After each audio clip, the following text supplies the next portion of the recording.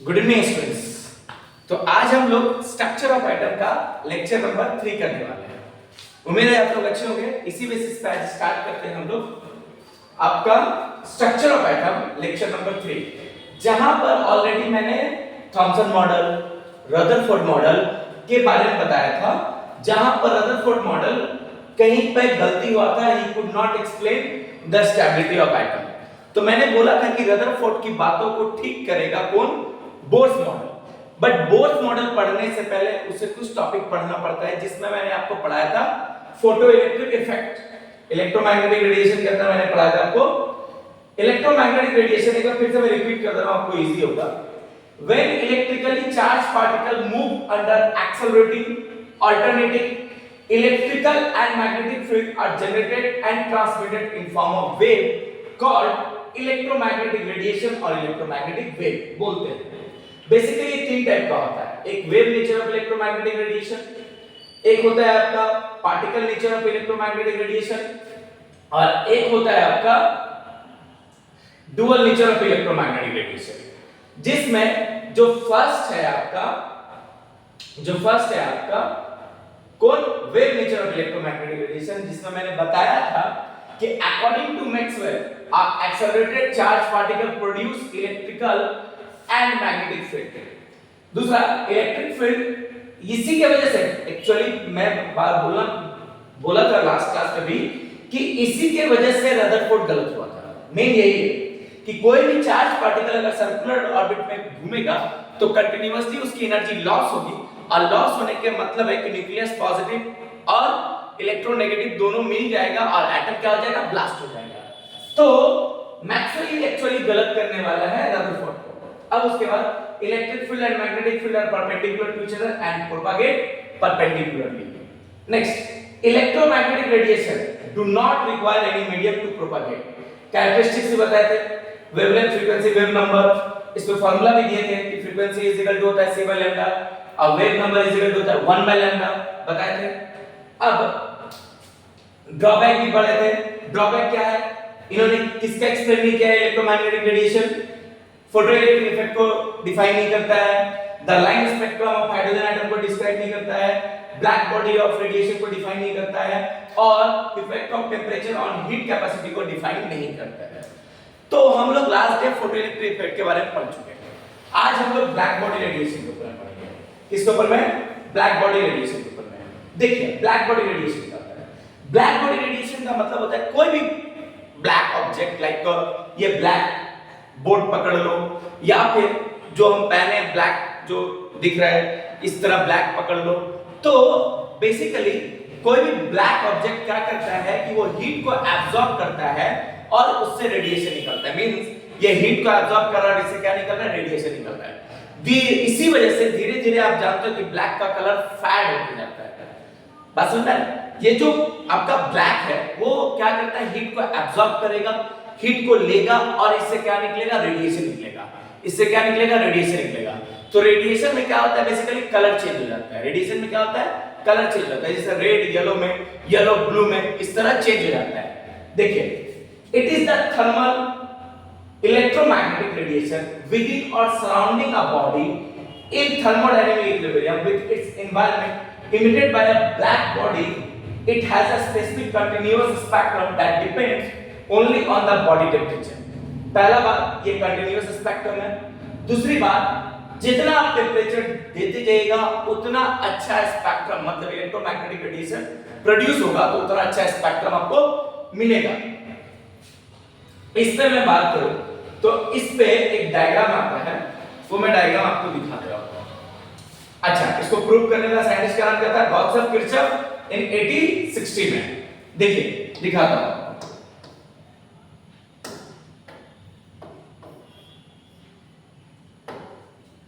एक डायग्राम बना रहा हूं, यहां पर मैं लिख रहा हूं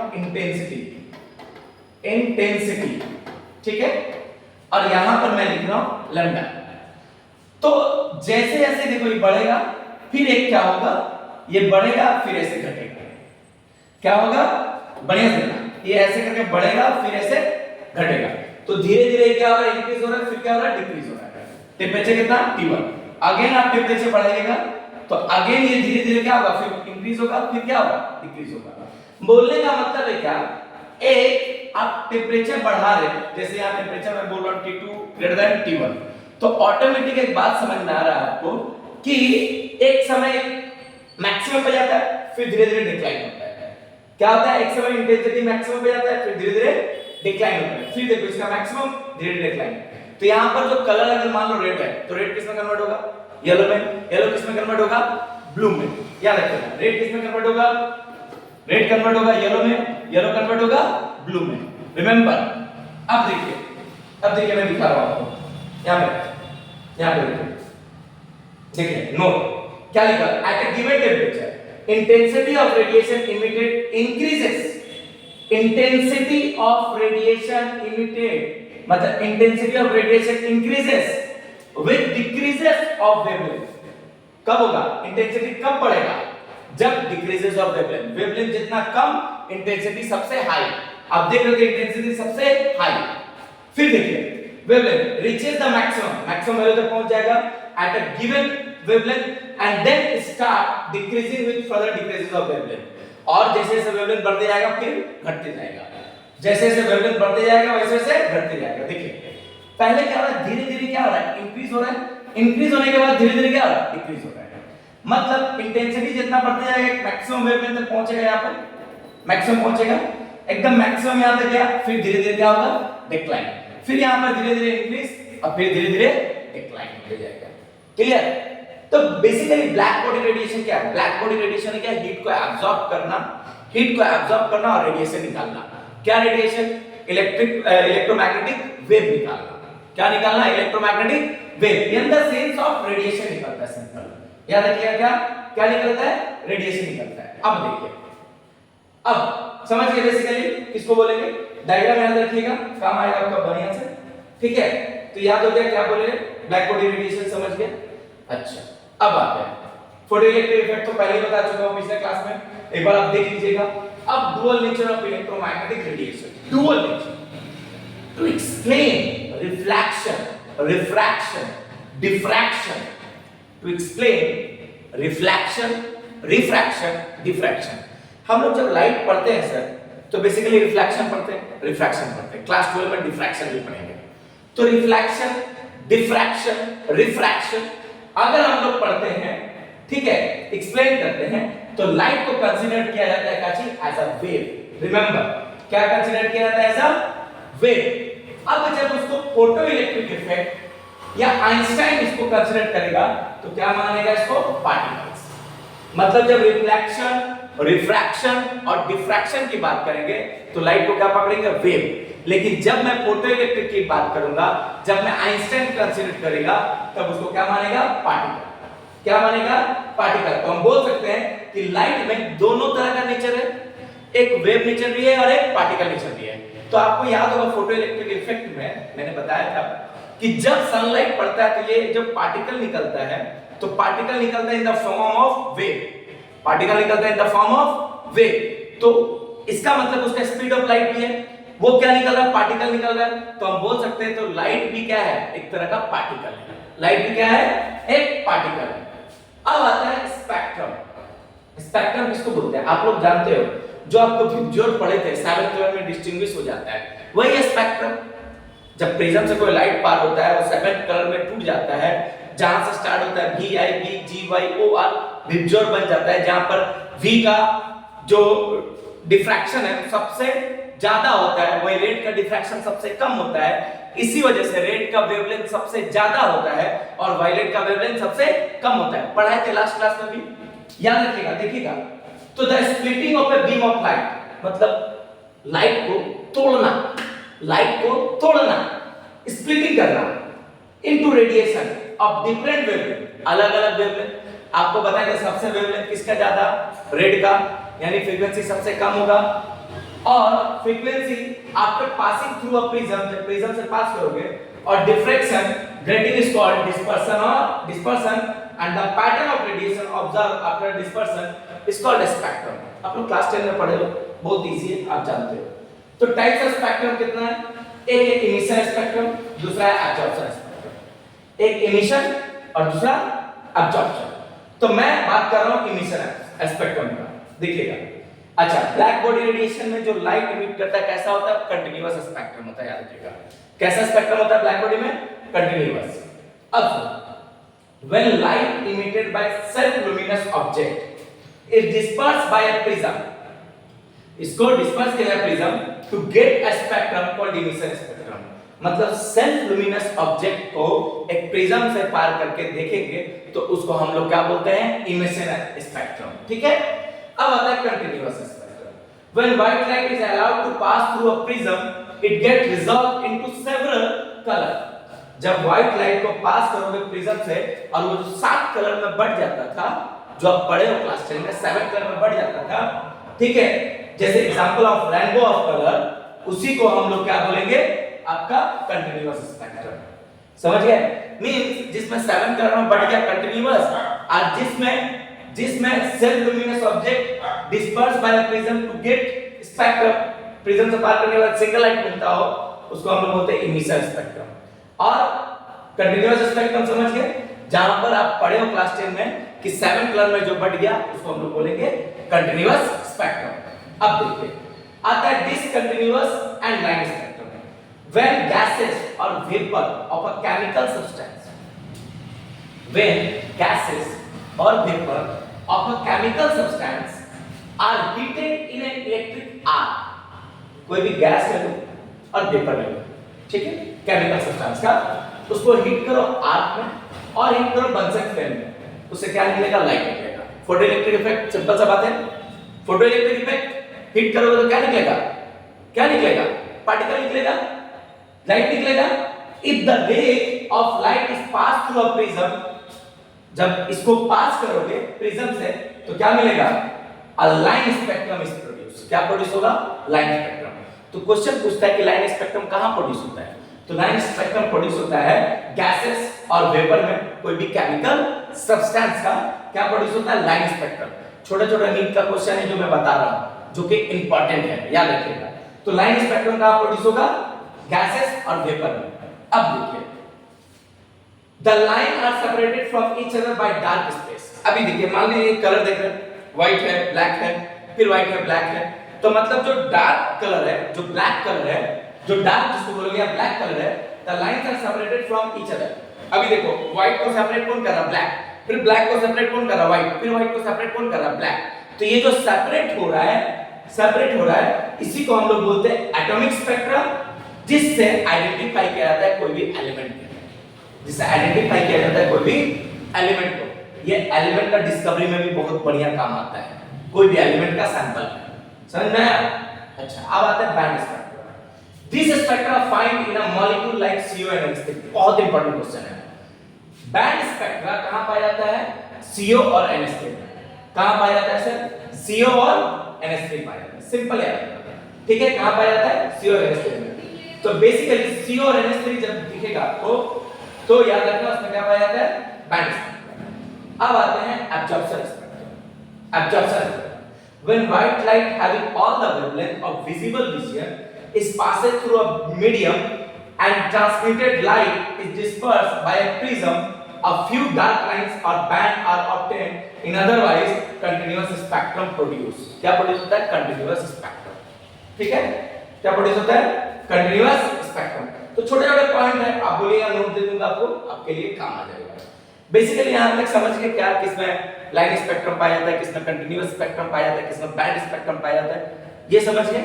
चलिए अब आगे देखते हैं spectral line of hydrogen atom. Main चीज यहां पर when hydrogen gas at low pressure, when hydrogen gas at low pressure is taken the discharge tube and the bluish light emitted on passing electric discharge is examined with a spectroscope, the discontinuous spectrum obtained is called emission spectrum of hydrogen। बहुत बढ़िया short question है ये, समझिए। कोई भी मान लीजिए hydrogen gas है, उसको लो प्रेशर पर रखें, कोई भी हाइड्रोजन गैस को लो प्रेशर पर रखें और डिस्चार्ज ट्यूब में रखें। Low pressure with discharge tube, low pressure with discharge tube पर रखें। जब आप low pressure with discharge tube पर रखिएगा तो क्या होगा कि उससे एक इमिट करेगा, रेडिएशन इमिट करेगा। जो रेडिएशन इमिट करेगा वो कैसा स्पेक्ट्रम प्रोड्यूस करेगा? Discontinuous spectrum. कैसा स्पेक्ट्रम प्रोड्यूस करेगा? डिसकंटीन्यूअस। तो रिमेंबर वन थिंग कि हाइड्रोजन स्पेक्ट्रम जो होता है वो कैसा स्पेक्ट्रम प्रोड्यूस करता है? डिसकंटीन्यूअस स्पेक्ट्रम प्रोड्यूस करता है। कैसा स्पेक्ट्रम प्रोड्यूस करता है? डिसकंटीन्यूअस। याद रहेगा? समझ गए? अच्छा, अब आइए डिसकंटीन्यूअस स्पेक्ट्रम प्रोड्यूस करेगा तो एक फार्मूला मैं आपको यहां पर निकालने के लिए दिया है। क्या? देखिए क्या 1 बाय लैम्डा, जिसको हम वेव नंबर भी बोलते हैं, is equal to R Z square bracket में 1 बाय एन एफ का square minus 1 by n i का स्क्वायर। ये फॉर्मूला है। R Z square bracket open 1 by n f का square minus 1 by n i का स्क्वायर। इसको बोलते हैं फाइनल, इसको बोलते हैं इनिशियल। अभी मैं लाइनमैन बार बार पढ़ाऊंगा तो उसी में ये एक्चुअली आएगा। अभी देखिए समझा रहा हूं कैसे। क्लियर हो गया बात? समझ गए? बेसिकली फॉर्मूला समझा दिया। अब आता हूं इस पे, देखिए समझिएगा, कोशिश कीजिएगा क्या है। देखिए मैं n इज इक्वल टू 1 लिया, ठीक, फिर n इज इक्वल टू 2 लिया, फिर n इज इक्वल टू 3, फिर n इज इक्वल टू 4, फिर n इज इक्वल टू 5, फिर n is equal to 6 and n is equal to 7 up to infinity. यहां पे मान लो 7 के बाद इंफिनिटी पकड़ सकते हो आप, 7 के बाद इंफिनिटी पकड़ सकते हो। अच्छा, अब ध्यान से समझिए, मैं थोड़ा कलर चेंज कर दूं कि आपको थोड़ा समझ में ज्यादा अच्छा आएगा। इसको ले लो, ठीक है? ये देखिए, अब मान के चलिए एक बात बताओ। मान लीजिए एक एटम है, एक एटम है, एक एटम है। अच्छा, एक सेकंड, एक एटम है, उस पर इस तरह ऑर्बिट होगा। मान लीजिए कोई इलेक्ट्रॉन एनर्जी गेन करके ऊपर भी जा सकता है और लॉस करके कहां आ सकता है? नीचे। एनर्जी गेन करके ऊपर भी जा सकता है और लॉस करके कहां आ सकता है? नीचे। तो मैं अगर बोलूं कि कहीं से भी इलेक्ट्रॉन जंप करके अगर 1 में, ध्यान दीजिएगा, कहां आया? 1 में। कहीं से भी इलेक्ट्रॉन जंप करके कहां आया? 1 में। कहीं से भी जंप करके कहां आया? 1 में आया। ध्यान दीजिएगा, कहीं से भी जंप करके कहां आया? 1 में आया। कहीं से भी जंप करके कहां आया सर? 1 में। कहां पे? 1 में। देखिएगा, समझिएगा, कहीं से भी जंप करके कहां आया? 1 में। तो मिनिमम कहां से आ सकता है? मिनिमम 2 से। मैक्सिमम कहां से आ सकता है? इंफिनिटी से। याद रखिएगा, क्या बोले? कोई भी इलेक्ट्रॉन जंप करके कहां आया? कोई भी इलेक्ट्रॉन जंप करके कहां आया? ध्यान दीजिएगा, 1 में। जंप करके कहां आया? 1 में। कहां से आया? कहां से आया? आप बोलिएगा 2 से आया, आप बोलिएगा 3 से आया, आप बोलिएगा 4 से आया, आप बोलिएगा 5 से आया, आप बोलिएगा 6 से आया, आप बोलिएगा 7 से आया, आप बोलिएगा इंफिनिटी से आया। कहां पर आया? 1 पे आया। 1 पे आया। याद रखिएगा, कहां से आया? जहां से आया इनिशियल, और जहां पर आया फाइनल। फिर से बोलो, कहां से आया? इनिशियल, जहां पे आया फाइनल। मींस मान लीजिए इंफिनिटी से आया 1 पे, तो 1 हो गया फाइनल। 1 हो गया फाइनल। कहां से आया इंफिनिटी से? वो गया इनिशियल। क्या रहेगा? 1 हो गया फाइनल, और कहां से आया? इंफिनिटी से आएगा, वो गया इनिशियल। अगर मान लीजिए 2 से आया 1 पे, कहां से आया सर? 2 से आया 1 पे, तो 2 क्या हो गया? इनिशियल, 1 का हो गया फाइनल। 2 का हो गया इनिशियल, 1 का हो गया फाइनल।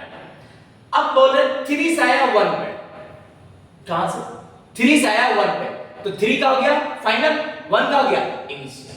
मतलब कहीं से भी इलेक्ट्रॉन 1 पे आएगा तो उसको हम लोग बोलते हैं फाइनल, और कहीं से आया उसको हम लोग क्या बोलेंगे? इनिशियल। अगर 1 पे आया तो इसको हम लोग बोलते हैं लाइमन सीरीज। क्या बोलते हैं सर? Lyman series. ध्यान दीजिए, यहां मैंने लिखा है, क्या बोलते हैं? Lyman series. दिख रहा है? क्या बोलते हैं? Lyman series. और ये होता है यूवी रेस। इसको बोला जाता है यूवी रेस। क्यों बोला जाता है यूवी रेस सर? क्योंकि इसका जो वेवलेंथ होता है या फिर जो बोलोगे फ्रीक्वेंसी होता है, फ्रीक्वेंसी में लिखता हूं लेस देन 4000 एंगस्ट्रॉम होता है। कितना सर? 4000 से कम होता है। कितना से कम होता है सर? 4000 से कम होता है।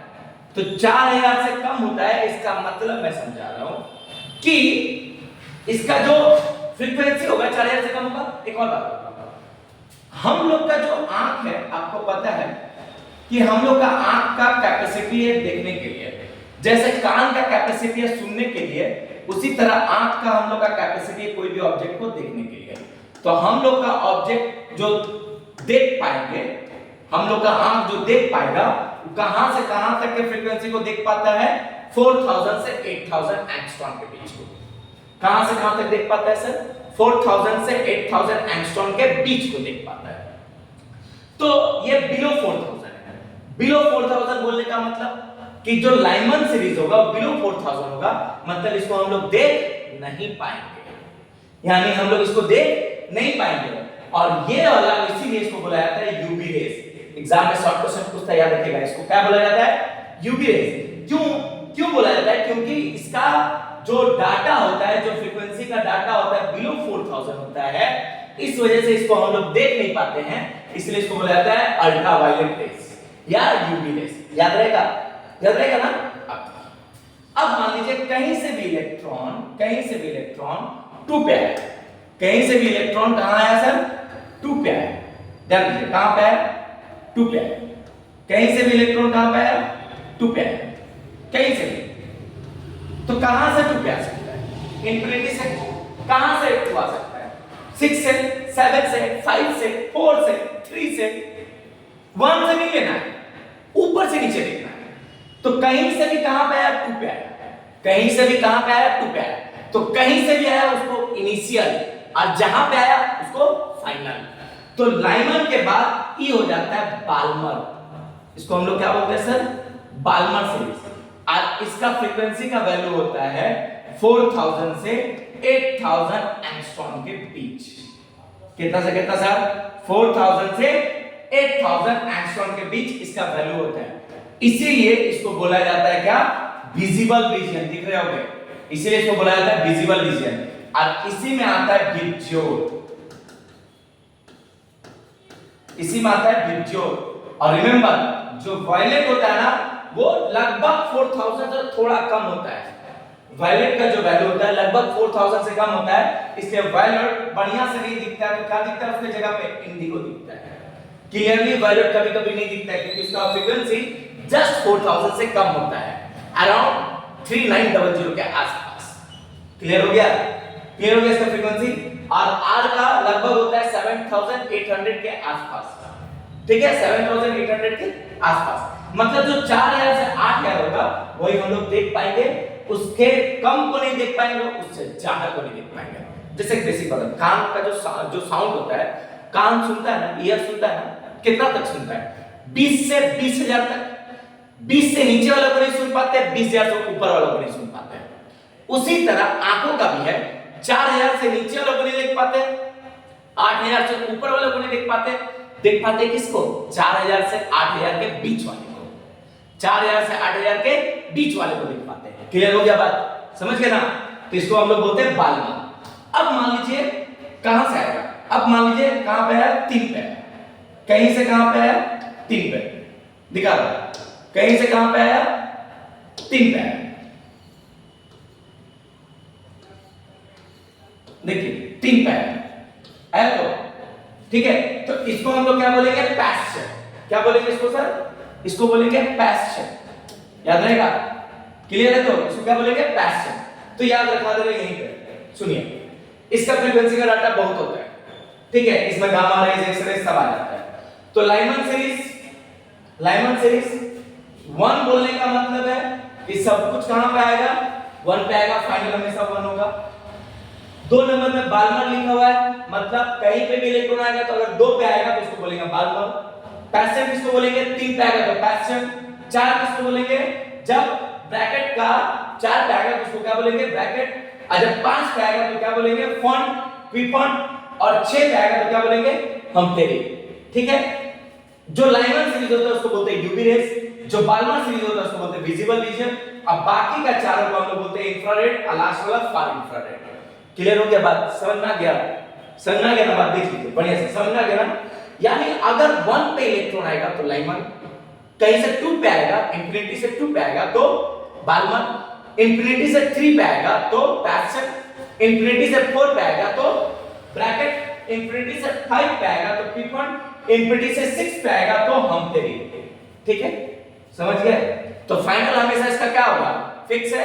इनिशियल कुछ भी हो सकता है, इनिशियल कुछ भी हो सकता है, फाइनल इसका फिक्स है, इनिशियल कुछ भी हो सकता है। क्लियर हो गया? और रिमेंबर वन थिंग कि हमेशा इनिशियल जो होगा वो फाइनल से बड़ा होगा, हमेशा इनिशियल जो होगा वो फाइनल से बड़ा होगा, याद रखिएगा, इनिशियल हमेशा फाइनल से बड़ा होगा। इसलिए मैंने मैथमेटिकली फार्मूला भी लिखा था इसका, देखिए फार्मूला कहां लिखा है? यहां पे, देखिए यहां पे लिख दे रहा हूं फिर से एक बार जगह बना के, यहां लिख देता हूं, देखिएगा फार्मूला, फार्मूला देखिएगा, फार्मूला क्या फार्मूला है? Wave number is equal to 1 by lambda R Z square bracket में 1 बाय एनएफ का स्क्वायर माइनस 1 बाय एनआई का स्क्वायर। रिमेंबर क्या मैंने बोला आपको कि इनिशियल जो होगा हमेशा फाइनल से ज्यादा होगा। क्लियर? अब एक सुनिए, आर का जो वैल्यू है, आर जो है इसको हम लोग बोलते हैं रीडबर्ग कांस्टेंट। क्या बोलते हैं? रीडबर्ग कांस्टेंट। याद रहेगा? क्या बोलेंगे? रीडबर्ग कांस्टेंट। इसका वैल्यू होता है 109678। कितना होता है? 109678 सेंटीमीटर इनवर्स। एग्जाम में याद रखिएगा, एग्जाम में वैल्यू दे देगा आपको, एग्जाम में वैल्यू दे देगा, ऐसे वैल्यू याद रखिएगा 109678 सेंटीमीटर इनवर्स। तो फार्मूला भी देखिए सर, अच्छा एक शॉर्टकट फार्मूला भी है। क्या? नंबर ऑफ लाइन निकालने का फार्मूला क्या है? n2 n1, number of lines का n2 n1 ब्रैकेट में आगे n2 n1 plus 1 divide by 2। इस शॉर्टकट फार्मूला है n2 n1 ब्रैकेट ओपन, फिर n2 n1 plus 1 divide by 2। ये शॉर्टकट फार्मूला है जो मैंने यहां पे लिखा भी है। क्लियर हो गया? समझ गए सीरीज को भी ना? समझ गए? इस पे न्यूमेरिकल आता है, न्यूमेरिकल भी करवाऊंगा। अभी देखिए, अब आता है बोर्ड्स मॉडल। बोर्ड्स मॉडल पहले करा देता हूं, उसके बाद आराम से न्यूमेरिकल कराऊंगा। बोर्ड्स मॉडल समझिए, अभी तक जितना बात पढ़े अब उसमें बोर्ड्स मॉडल।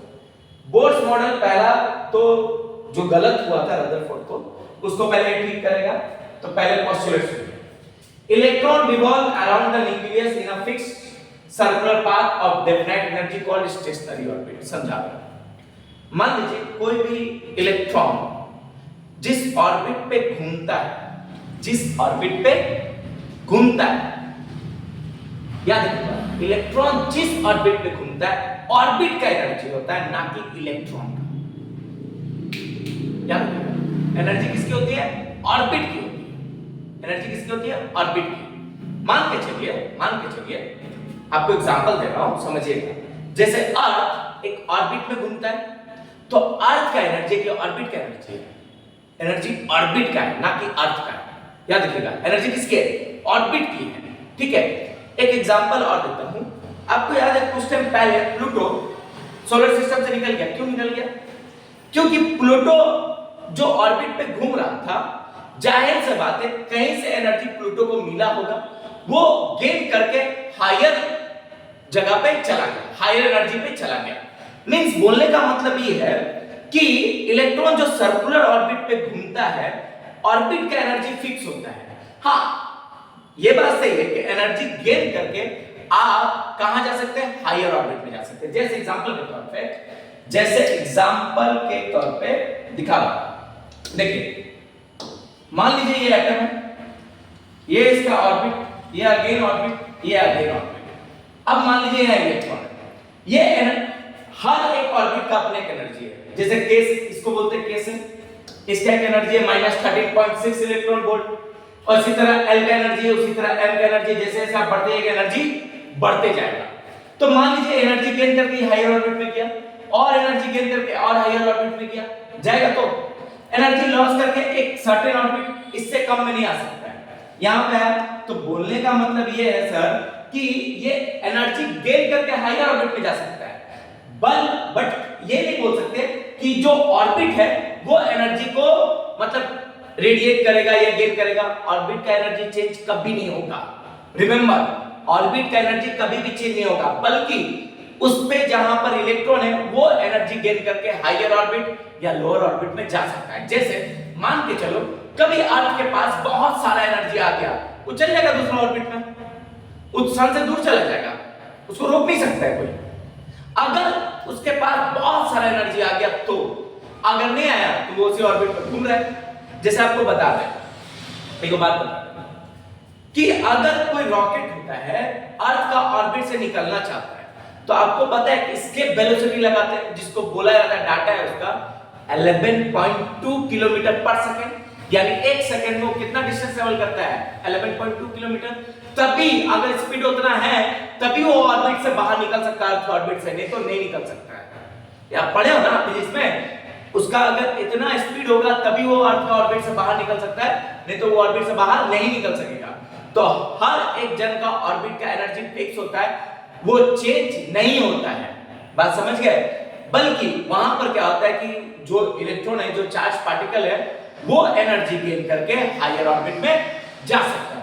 उसी तरह ये इलेक्ट्रॉन गेन करके हायर ऑर्बिट में जा सकता है, क्योंकि ऑर्बिट का एनर्जी फिक्स है। बात समझा? वही बात को यहां पे डिराइव किया गया है। दूसरा, इलेक्ट्रॉन रिवॉल्व ओनली इन दो circular path for which the value of angular momentum is integral multiple of h/2π। क्या होगा एंगुलर मोमेंटम का mvr = nh/2π। अब मान लो अलग-अलग जगह का एंगुलर मोमेंटम अलग-अलग होगा, मतलब अलग-अलग ऑर्बिट का एंगुलर मोमेंटम अलग-अलग होगा, तो उसका फार्मूला भी आप याद रखिएगा कि mvr = nh/2π। अब सुनिए, energy exchange take place only when electron jump between the orbit. मान लो एक ऑर्बिट से दूसरा ऑर्बिट पे गया तो चाहे तो एनर्जी लॉस करके जाएगा, चाहे तो एनर्जी गेन करके जाएगा, यानी एनर्जी निकलेगा या एब्जॉर्ब करेगा। The frequency of radiation absorb और emitted when transition occur between two stationary state that is differ in energy by, जैसे मान के चलिए न्यू ई का होगा del E/h। मान लीजिए एक ऑर्बिट से दूसरा ऑर्बिट में गया तो एनर्जी चेंज होगा ना, तो एनर्जी चेंज के लिए ये फार्मूला है nu = del E/h, nu = del E/h। अब देखिए नेक्स्ट दिखा रहा हूं। Next, bore suggested that an electron revolving in a particular orbit cannot radiate energy। मालूम होगा कभी भी एनर्जी रेडिएट नहीं करता है orbit. Therefore, emission of radiation is not possible as long as the electron remain in one of its energy level। मतलब एक orbit पे इलेक्ट्रॉन जिस ऑर्बिट पे है वो कभी भी दूसरा ऑर्बिट पे नहीं जा सकता बिना एनर्जी को छोड़े, बिना एनर्जी को लिए वो दूसरे ऑर्बिट में कभी नहीं जा सकता। जैसे अर्थ कभी भी दूसरे के ऑर्बिट में नहीं घुस सकता या दूसरा प्लैनेट अर्थ के ऑर्बिट में नहीं घुस सकता। इसका वजह यह है क्योंकि उसकी ऑर्बिट की एनर्जी फिक्स होती है, वो चेंज नहीं होता है। हाँ, एनर्जी गेन करेगा या लॉस करेगा तो दूसरे ऑर्बिट में जा सकता है। अब देखिए, ठीक है? अच्छा, तो हम बोल सकते हैं इससे एटम स्टेबल है, जो कि रदरफोर्ड के बात को गलत किया, सही कर रहा है बोर से। समझ के बात, यानी रदरफोर्ड भी सही किया लेकिन एक बात को नहीं बता पाया, जो ये बेसिक बात बता दिया। रदरफोर्ड सर्कुलर पाथ में घूम रहा इलेक्ट्रॉन बोल दिया, साथ में वो वर्ड बोल देता कि ऑर्बिट की एनर्जी फिक्स होती है तो कभी भी गलत नहीं होता। रदरफोर्ड कभी गलत नहीं होता। खैर, अगर गलत नहीं होता तो बोर्स कैसे आता है, ये भी बात है। अब आइए बोर्स रेडियस। तो बोर्स का रेडियस, अब मान लीजिए कोई एटम है, जाहिर सी बात है उसका रेडियस भी होगा। कोई एटम है सर तो उसका रेडियस भी होगा। जैसे मान लीजिए एक एटम है, ठीक है? तो मान लीजिए कहीं पे इलेक्ट्रॉन है, मान लीजिए यहीं पे इलेक्ट्रॉन है, तो जाहिर सी बात है इसका एक रेडियस होगा ना सर, इसका एक रेडियस होगा ना। तो रेडियस का फार्मूला क्या है, याद रखिएगा, rn, n मतलब nth ऑर्बिट का 0.529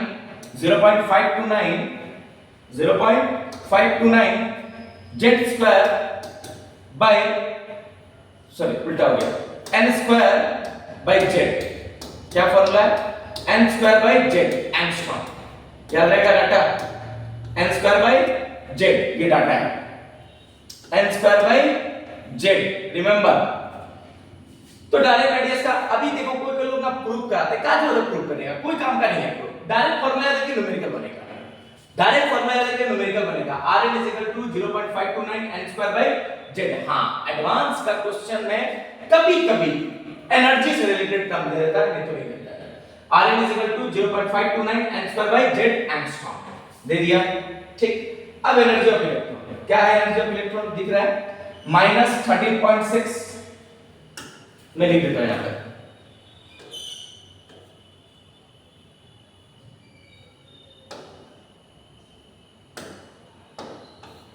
कितना -13.6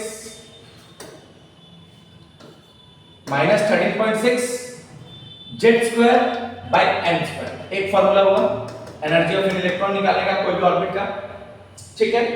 या फिर एक और होता है -2.18 into 10 to the power -18 z square by n square, ये होता है जूल में, और ये होता है इलेक्ट्रॉन वोल्ट में।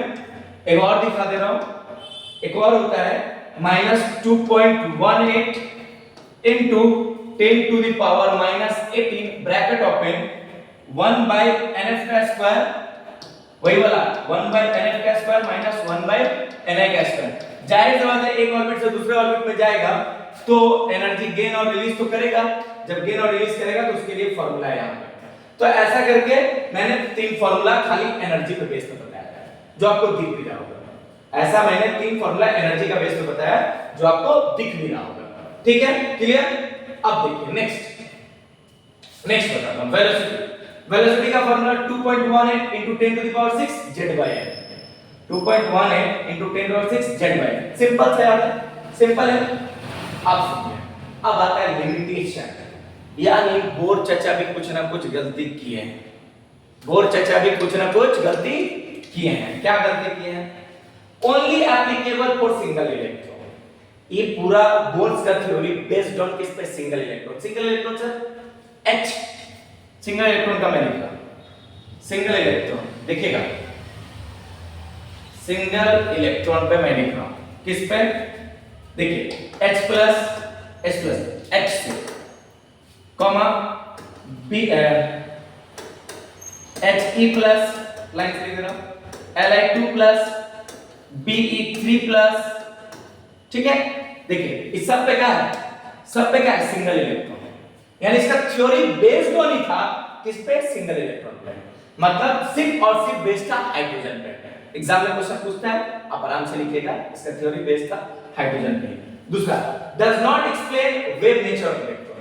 अभी याद होगा जब फोटो इलेक्ट्रिक इफेक्ट पढ़े थे तो जो इलेक्ट्रॉन निकलता है लाइक अ वेव के थ्रू निकलता है, मतलब उसमें स्पीड ऑफ लाइट के बराबर होता है।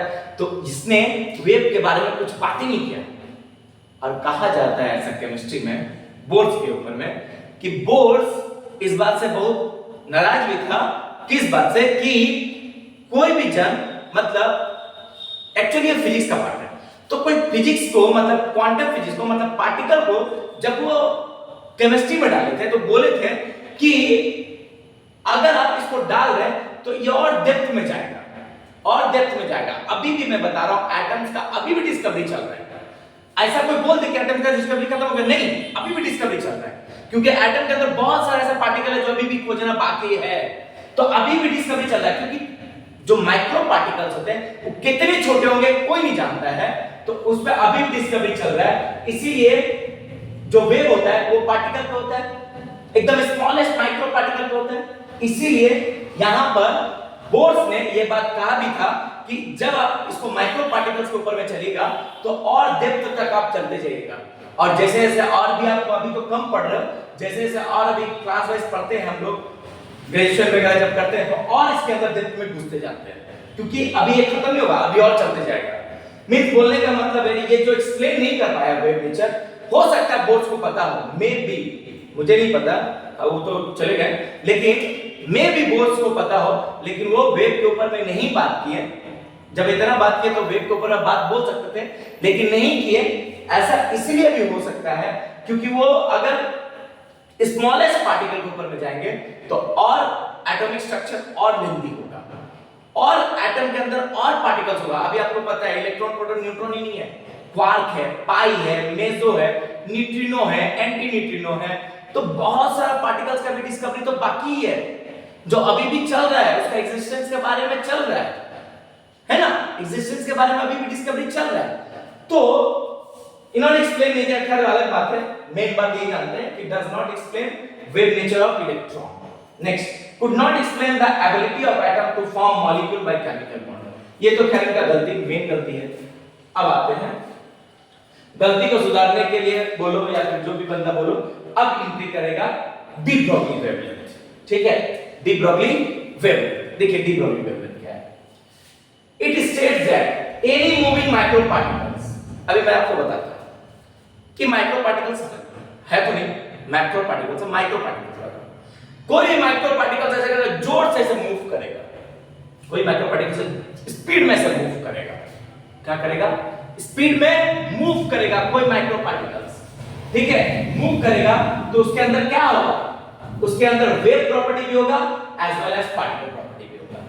मतलब इस दुनिया में जो भी माइक्रो पार्टिकल है, नॉट मैक्रो पार्टिकल, अगर मैं जोर से मूव कर रहा हूं तो मेरे अंदर वेव प्रॉपर्टी और पार्टिकल प्रॉपर्टी है, ऐसा नहीं होता, ऐसा नहीं है, मेरे अंदर सिर्फ पार्टिकल प्रॉपर्टी है, वेव प्रॉपर्टी नहीं है।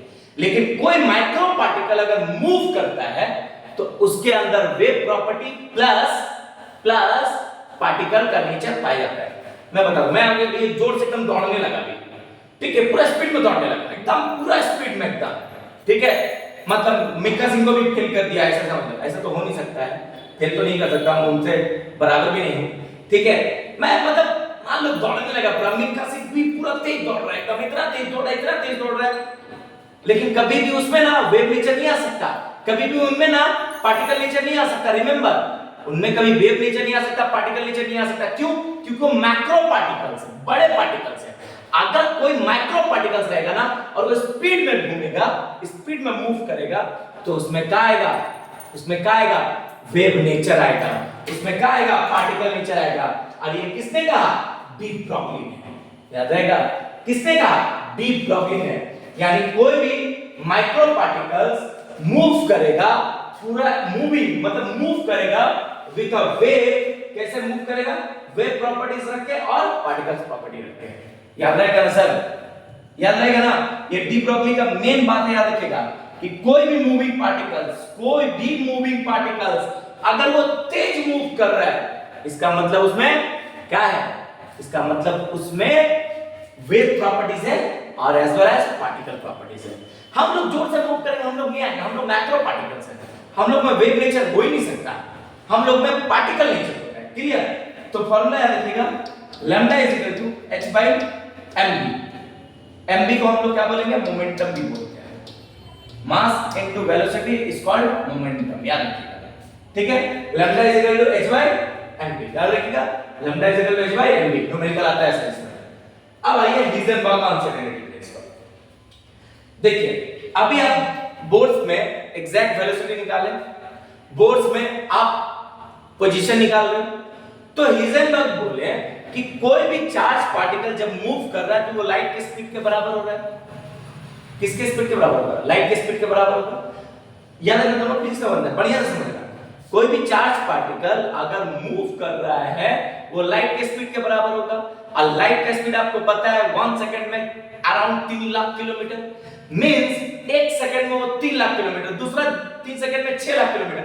आप वेलोसिटी तो बता सकते हो, पोजीशन बता दोगे उसका, नहीं बता सकते, कोई इंसान नहीं बता सकता इस दुनिया में, पता नहीं बोर्ड्स कैसे बताते हैं, कोई नहीं बता सकता एग्जैक्ट पोजीशन और एग्जैक्ट वेलोसिटी साइमल्टेनियसली दोनों एक बार में। जैसे मैं अभी बता दूं मेरा वेलोसिटी कितना, मान लो मैं ऐसे चल रहे तो मेरा वेलोसिटी कुछ है, तो सडनली कोई संगे से बंदा बोला पोजीशन क्या है, तो पोजीशन ही बता दिया, तो साइमल्टेनियसली मेरा पोजीशन और मेरा वेलोसिटी आप बता सकते हैं।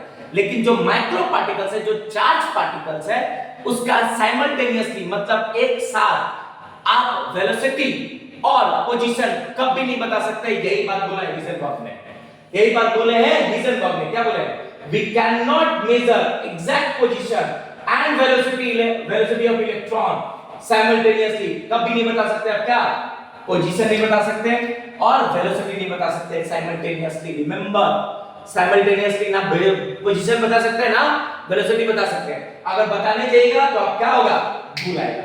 बताने जाइएगा तो क्या आएगा, भूल आएगा। और रिमेंबर ये थ्योरी किस पे बेस्ड है, माइक्रोस्कोपिक पार्टिकल पे है और नॉट फॉर मैक्रोस्कोपिक पार्टिकल पे। याद रहेगा। इनका भी फॉर्मूला, इनका फॉर्मूला कैसे, x del x into del mv लिख दो डायरेक्ट, डेल mv या डेल mv मतलब डेल p लिखो, डायरेक्ट शॉर्टकट में पड़ जाएगा डेल p, ठीक है, greater equal to h by 4 pi, greater equal to h by 4 pi, ये इनका फॉर्मूला है, ठीक है। ये पोजीशन, ये मोमेंटम h by 4 pi, क्या formula sir, h by 4 pi, याद रखिएगा क्या फॉर्मूला, h by 4 pi, ठीक है, h by 4 pi, याद रखिएगा। बोलो समझ में आया दूर तक, समझ में आया। यानी हम लोग एग्जैक्ट पोजीशन और एग्जैक्ट वेलोसिटी साइमल्टेनियसली हम लोग मेजर नहीं कर सकते। अब सुनिए, अब नेक्स्ट, अब आता है जीमेल इफेक्ट और आता है स्टार इफेक्ट। सुनिए, ये शॉर्ट क्वेश्चन बहुत इंपॉर्टेंट होता है। It describe the splitting of the spectral line, it describe the splitting of the spectral line, मतलब जो लाइन टूट रहा है, स्पेक्ट्रल लाइन टूट रहा है of an atom in the presence of strong magnetic field. अगर कोई मैग्नेटिक फील्ड में कोई लाइन स्प्लिटिंग हो रहा है तो उसको बोलते हैं जीमेल इफेक्ट। याद रखिएगा, कोई मैग्नेटिक फील्ड में लाइन क्या हो रहा है, टूट रहा है, उसको हम लोग क्या बोलेंगे, जीमेल इफेक्ट। याद रहेगा, स्ट्रांग मैग्नेटिक फील्ड में अगर कोई स्पेक्ट्रल लाइन टूट रहा है उसको बोलेंगे जीमेल इफेक्ट। उसी तरह स्टार इफेक्ट किसको बोलेंगे, मतलब स्ट्रांग इलेक्ट्रिक फील्ड में जब लाइंस टूटेगा उसको बोलेंगे स्टार इफेक्ट। याद रहेगा क्या बोले, तो जीमेल इफेक्ट किसको बोलेंगे, कोई मैग्नेटिक फील्ड में लाइंस ब्रेक हो रहा होगा, मतलब वैरायटी ऑफ लाइंस आ रहा होगा, टूट रहा होगा, उसको बोलेंगे क्या, जीमेल इफेक्ट। अच्छा, वैरायटी ऑफ लाइंस टूट रहा होगा इलेक्ट्रिक फील्ड में, उसको बोलेंगे स्टार इफेक्ट। याद रहेगा, दो छोटा-छोटा बात, जीमेल इफेक्ट, स्टार इफेक्ट। अब सुनिए, अब आता है reason for failure of Bohr's model. अब आते हैं, it did not consider the dual behaviour of matter. Matter का डुअल बिहेवियर के बारे में इन्होंने नहीं बताया, मतलब particle as well as wave. अब हीजेनबर्ग तुम समझ गए, हीजेनबर्ग जो बोल रहे हैं और बोर्स के साथ मैच नहीं हो रहा है। बोर्स बेचारा बोल रहा है कि हम पोजीशन और वेलोसिटी साइमल्टेनियसली बताएंगे, हीजेनबर्ग बोल रहा है ये इम्पॉसिबल है, अब बता ही नहीं सकते, गलत आएगा आंसर। ये हीजेनबर्ग कर कि पोजीशन और वेलोसिटी साइमल्टेनियसली हम लोग मेजर कर ही नहीं सकते एक साथ। याद रहेगा ना, समझ गए। तो ये दोनों बात इनका गलत हो गया। It did not consider the dual behavior of matter और it contradicts Heisenberg uncertainty principle। अब आता है सर क्वांटम थ्योरी। तो अभी तक जो आप केमिस्ट्री पढ़े वो केमिस्ट्री पार्टिकल पे बेस करते थे। बोर्स तक जो केमिस्ट्री है आपके चैप्टर, आपके बुक में, वो पार्टिकल पे बेस करते हैं। अब जो केमिस्ट्री है इसी में क्वांटम थ्योरी वो वेव मानकर है। क्या मानकर है? वेव मानकर, मतलब स्ट्रक्चर ऑफ एटम को दो पार्ट में बांटा गया है। एक पार्टिकल पे बेस करके, जहां पर Thomson model, Rutherford model, Planck's quantum theory, Heisenberg, आपका बोर्स, ठीक है, और आपका डी ब्रोगली वेवलेंथ, इस सब आपका किस पे बेस करके है? पार्टिकल बेस करके। अब हम लोग पढ़ेंगे वेव मान के। जब वेव मान के पढ़ेंगे तो सबसे पहले ना तहलका मच गया कि ओ particle as a wave, particle को क्या माने? वेव। आज सबसे पहली बार शॉर्टेंजर ने इसका प्रूफ दिया था। कौन है? शॉर्टेंजर ने, वेव मान के, ठीक है। और जब वेव मान के प्रूफ दिया तो इसके बाद अबाउ, पॉली, इसके बाद लाइन से साइंटिस्ट आएंगे जो principal quantum number, azimuthal quantum number, magnetic quantum number, spin quantum number के ऊपर में पढ़ोगे तो पूरा डिटेल आपको समझ में आ जाएगा।